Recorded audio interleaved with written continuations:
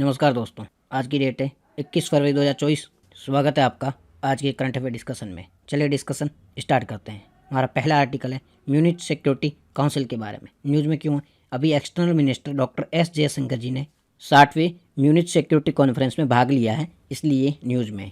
ये कहाँ होता है? ये हर साल जनवरी में होता है, ठीक है। अब इसके बारे में जान लेते हैं।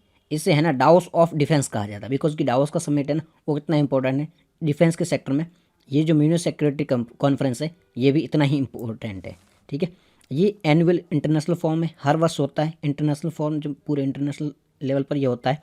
इसमें critical security and foreign policy से मैटर हैं वो डिस्कस किए जाते हैं। मतलब कि सिक्योरिटी से संबंधित क्या क्या चैलेंज चल रहे हैं। जैसे पहले परमाणु के संबंधित चैलेंज चल रहे थे, ठीक है।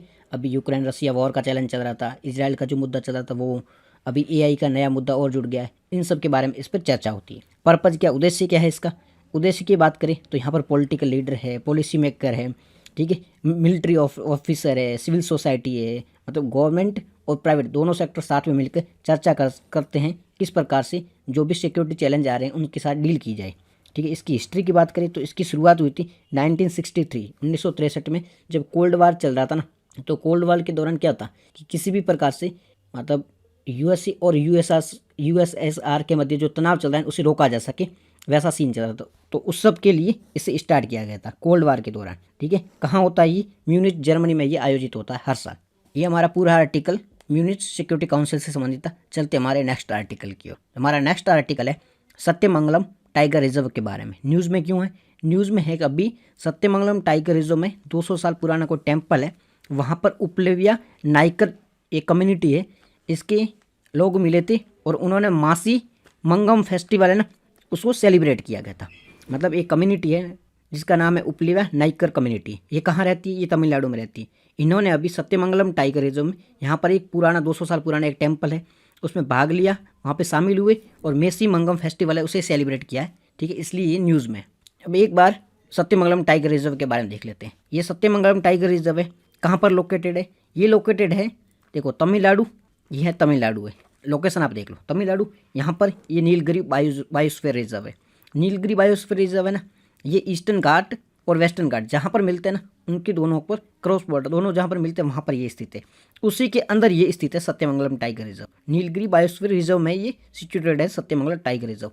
ये तमिलनाडु के एरोड डिस्ट्रिक्ट में स्थित है। तमिलनाडु में एक एरोड डिस्ट्रिक्ट है, वहाँ पर ये स्थित है, ठीक है। नीलगिरी में इसके अलावा भी और भी कहीं टाइगर रिजर्व है, कहीं बायोस्फीयर रिजर्व है वो है, बट नीलगिरी बहुत बड़ा बायोस्फीयर रिजर्व है, वहाँ पर ये सारी चीज़ें स्थित है, ठीक है। ये लोकेशन देख ली। अब देख लेते हैं कॉरिडोर के बारे में। ये जो सत्यमंगलम टाइगर रिजर्व है इसको दूसरे टाइगर में जैसे मुद्दुमलाई टाइगर रिजर्व है उसको जोड़ने के लिए यहाँ पर एक कॉरिडोर बना हुआ है। कौन सा कॉरिडोर है ये? मुद्दुमलाई, मंगलमपट्टी, थोगुमराई, कराची कोराई और बनारी, ये कॉरिडोर है एक। ये मुद्दुमलाई को सत्यमंगलम से जोड़ता है। इस कॉरिडोर का आप नाम याद रखना, मुद्दुमलाई मंगलमपट्टी, थोरुमराई, कराची कोराई। ये जो कॉरिडोर है ये मुद्दुमलाई को सत्यमंगलम से जोड़ता है। इसका नाम प्रोनाउंसिएशन गलत हो सकता है बट ये नाम याद रखना। ये कॉरिडोर कहाँ पर स्थित है? ये कॉरिडोर नीलगिरी बायोस्फीयर रिजर्व में। टाइगर रिजर्व सत्यमंगलम को किससे जोड़ता है? मुद्दुमलाई से जोड़ने का काम करता है, ठीक है। इसके बारे में देख लिया। अब यहाँ पर क्या क्या पाया जाता है? वेजिटेशन की बात करें तो यहाँ पर semi evergreen mixed deciduous forest पाए जाते हैं। सेमी एवरग्रीन मतलब जो अर्ध बारहमासी प्रकार के जो वन होते हैं ना एवरग्रीन टाइप की, वो यहाँ पाए जाते हैं। और डेसिडियस फॉरेस्ट भी पाए जाते हैं। फ्लोरा की बात करें नीम है, ट्राइपर्ड है, ये इसे पाए जाते हैं। फोना की बात करें तो गोर है, स्लोथेड बियर है, ब्लैक बियर है, ये भी यहाँ पर पाए जाते हैं। अब जो टेम्पल है जिसके बारे में जिक्र हुआ था उस टेम्पल का नाम है आदि बोमा टेम्पल। 200 साल पुराना टेम्पल है, वो यहाँ पर सिचुएटेड है, ठीक है। इस टेम्पल में ये जो कम्युनिटी जिसकी हमने बात की थी वो इकट्ठा होती है और मासी मंगलम एक त्यौहार है उसे सेलिब्रेट करती है, ठीक है। टाइगर रिजर्व के बारे में भारत में बात करें तो भारत में टाइगर रिजर्व कितने हैं और इनकी शुरुआत कब हुई थी? तो भारत में अभी की बात करें अभी 54 टोटल टाइगर रिजर्व है। भारत में अभी 54 टाइगर रिजर्व है। इसकी शुरुआत के बारे में बात करें तो इससे अगर किसी भी टाइगर रिजर्व को अगर घोषित करना होता है ना तो इसके लिए वाइल्ड लाइफ प्रोटेक्शन एक्ट के तहत इसे घोषित किया जाता है। वाइल्ड लाइफ प्रोटेक्शन एक्ट 1972 के तहत इसे घोषित किया जाता है। इसके लिए national tiger reserve conservation authority है वो सिफारिश देती है गवर्नमेंट को कि मतलब नटका है ना वो मतलब national tiger reserve conservation authority जिसे नटका कहा जाता है, NTCA, ये गवर्नमेंट को रिकमेंडेशन करती है, सिफारिश देती है कि आप इसको टाइगर रिजर्व घोषित कर दो। तो government of wild life protection act 1972 के तहत उसको वाइल्ड टाइगर रिजर्व घोषित कर देती है। अभी 54 टाइगर रिजर्व टोटल है। रिसेंट में वीरांगना दुर्गावती टाइगर रिजर्व है जो कि मध्य प्रदेश में स्थित है, उसको टाइगर रिजर्व घोषित किया गया था 2023 में। अब हम मासी मंगलम फेस्टिवल के बारे में देखेंगे। मासी मंगलम फेस्टिवल है, ये तमिलनाडु में आयोजित किया जाता है हर साल। ठीक है, ये कब हो जाता है? तमिलनाडु का एक मास होता है, जैसे कि हिंदी में अलग अलग मास बोले जाते हैं, मगसर, पोष, माह, तो ऐसे तमिलनाडु में एक माह होता है, महीना होता है जिसे मासी मंथ कहा जाता है, जो कि फेब और मार्च में आता है। इस टाइम इसे आयोजित किया जाता है। ये फुल मून का टाइम होता है, जो पूर्ण चंद्रमा होता है तभी आयोजित होता है। यहाँ पर जो भी कम्युनिटी है वो सारी इकट्ठा होती है और सेलिब्रेट करती है। इस दिन माना जाता है कि जो मेन गॉड है, मतलब मुख्य भगवान है, वो आते हैं, रिवर में स्नान करते हैं। और ऐसा बिलीफ है कि इस दिन अगर नदी में स्नान किया जाता है तो सारे पाप धुल जाते हैं, ऐसा मानकर ये नदी में इस दिन स्नान करते हैं। तो ये मासी मंगलम फेस्टिवल के बारे में भी हमने देख लिया। चलते हमारे नेक्स्ट आर्टिकल की ओर। हमारा नेक्स्ट आर्टिकल है वो है इंडिया कंबोडिया MOU के बारे में। न्यूज़ में क्यों है? भारत और कंबोडिया के मध्य ट्रांसफॉर्मेशन से संबंधित अभी एक MOU साइन हुआ है, इसलिए ये न्यूज़ में। कंबोडिया की लोकेशन देख लो, लोकेशन हमारे लिए इंपॉर्टेंट, न्यूज़ इतनी खास इंपॉर्टेंट है नहीं। कंबोडिया कहाँ पर है? साउथ अमेरिका में स्थित है। साउथ अमेरिका के नॉर्दर्न वेस्ट पार्ट में ये स्थित है। देखो ये रही कंबोडिया की लोकेशन है। ये जो है रिंग ऑफ फायर का पार्ट है। ठीक है, यहाँ पर डेजर्ट भी है, अमेजोन जो फॉरेस्ट है वो भी यहाँ पर अमेजोन रेन फॉरेस्ट है, वो भी कंबोडिया में, डेजर्ट भी है। ठीक है, तो इस प्रकार का है। कंबोडिया एकमात्र ऐसा देश है साउथ अमेरिका का जिसकी बॉर्डर है वो अटलांटिक ओशियन से भी लगती है और पैसिफिक ओशियन से भी लगती है। मतलब साउथ अमेरिका का एकमात्र ऐसा देश है जिनकी दो बड़े महासागरों से सीमा लगती है, जैसे कि पैसिफिक ओशियन एक साइड में आ गया, एक साइड में अटलांटिक ओशियन आ गया, इसकी दोनों से भी बॉर्डर लगती है।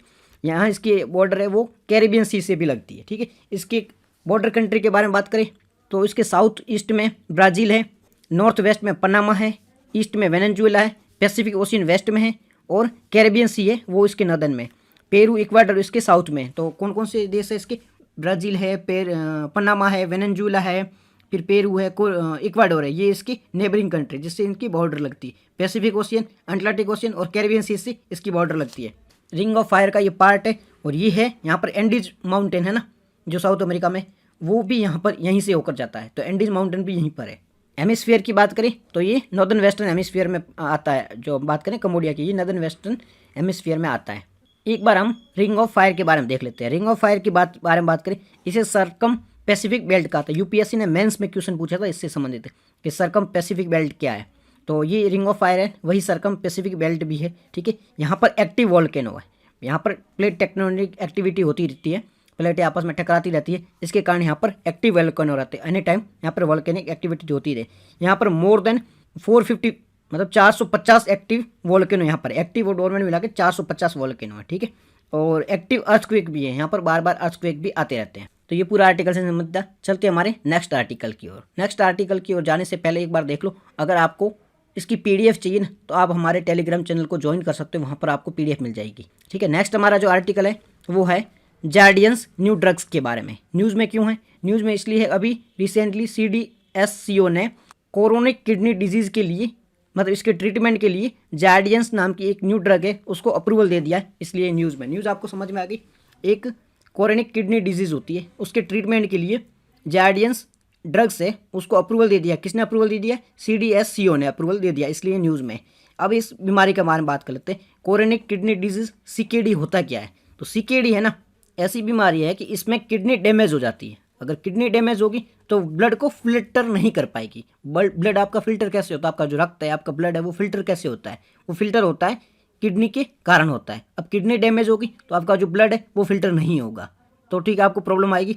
तो ये जो अभी जार्डियंस है ना वो फिल्टर करने में हेल्प करेगी, मतलब किडनी को ठीक करने में हेल्प करेगी। अभी ये रिस्क किसको रिस्क है?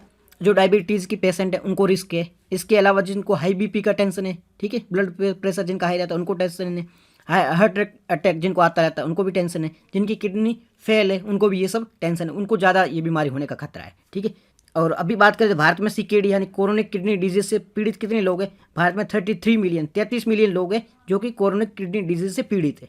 काफ़ी बड़ा नंबर है इस बीमारी से। ठीक है, अब जार्डियन ड्रग्स के बारे में देख लेते हैं। जार्डियन ड्रग्स क्या करेगा? ये हेल्प करेगा ग्लोम्युरल फिल्ट्रेशन रेट को कमी आएगी। इससे क्या होगा? ग्लोम्युरल फिल्ट्रेशन रेट, ये ड्रग्स GFR रेट में कमी आएगी। GFR रेट क्या होती है? किडनी का फिल्ट्रेशन किस प्रकार से काम कर रहा है तो उसके बारे में बताता है GFR रेट। तो GFR रेट में कमी लाएगा। इससे क्या होगा? इससे जो कार्डियोवैस्कुलर जो डेथ होती है उसमें भी कमी आएगी और सीकेडी के पेशेंट में भी कमी आएगी।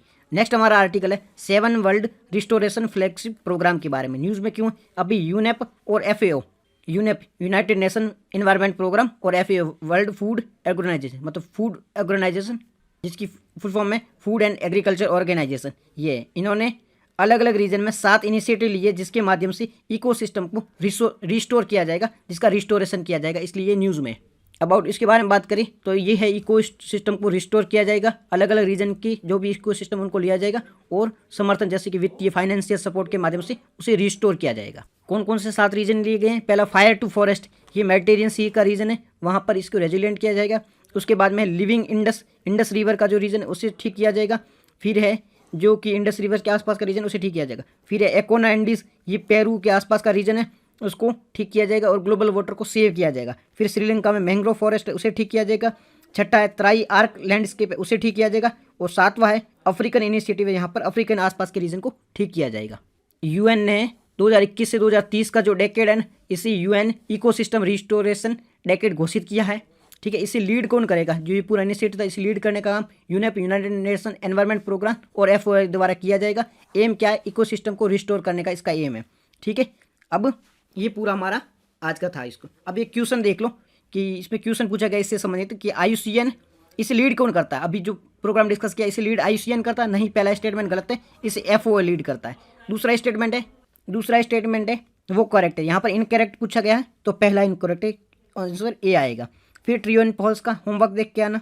ठीक है, ट्रू एंड फॉल्स से संबंधित जो हमारे कल के क्वेश्चन थे उसमें पहला है नदन पेंटेल के बारे में जो स्टेटमेंट थी वो ट्रू है। फिर पुलिकट लेक के बारे में, क्या ये केरल और तमिलनाडु में? नहीं, केरल तमिलनाडु में नहीं है, आंध्र प्रदेश तमिलनाडु में है, तो ये फॉल्स है। फिर संगम के बारे में था वो ट्रू है। ठीक है, फिर IUA मतलब उसके बारे में क्वेश्चन था, तो इसमें कौन कौन से मेंबर है? भारत इसका मेंबर नहीं, चाइना नहीं, इजराइल नहीं है, तो ये मेंबर ओनली कनाडा मेंबर है, तो ये सही है। ठीक है, और होमवर्क के बारे में 2 क्वेश्चन देख के आना। तो आज की डिस्कशन